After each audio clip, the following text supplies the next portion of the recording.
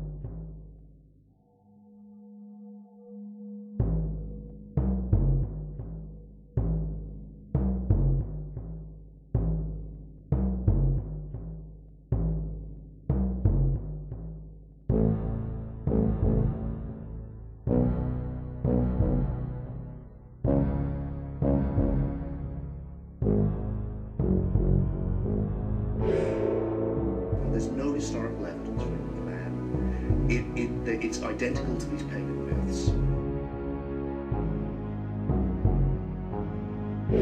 Modern icons, especially Jesus Christ, were as mythical as Hercules and Zeus and Athena and Adonis and Thor and all the other gods that we have been taught to almost roundly dismiss.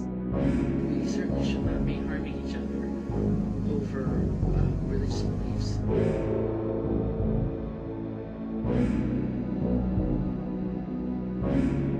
We have gods and goddesses in the ancient world who were raised from the dead, don't we? You say, you have to be specific and say, well, whom do you have in mind? And what's the gap? Because except for Isis and Osiris, which, as one scholar pointed out, as many scholars have pointed out, is not really in a resurrection account at all, we have no ancient story which predates the resurrection of Jesus.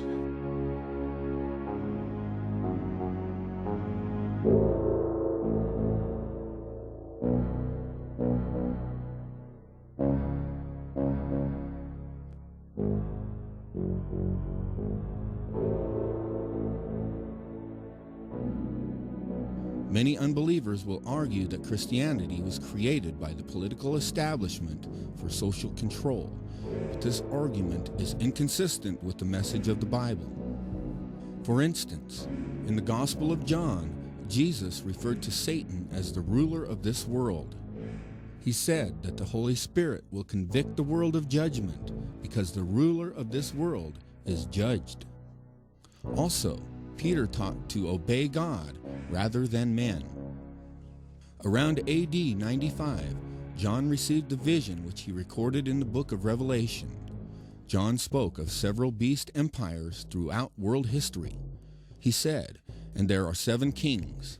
5 are fallen, and 1 is, and the other is not yet to come. And when he cometh, he must continue a short space. And the beast that was, and is not, even he is the 8th, and is of the 7, and is going into perdition." John the Revelator and Daniel the prophet spoke of a final beast empire and world government that would be ruled by 10 kings in the last days. John declared that the world leader will cause all people to receive a mark in their right hand or in their foreheads in order to buy or sell. Contrary to the idea that Christianity was established for social control, the Bible teaches that all who take this mark or who serve this world government will be damned. But those who are beheaded for the witness of Jesus will reign with him in his kingdom. Financial and healthcare applications. One thing I would just suggest, I'm just an outside soon-to-be investor. I love this idea, by the way, Scott. I think this is great. Thank you, Sean. This is not to say that the Bible has not been perverted and taken out of context by the political elite for social control, as seen in the secret FEMA plan to use pastors as pacifiers in preparation for martial law.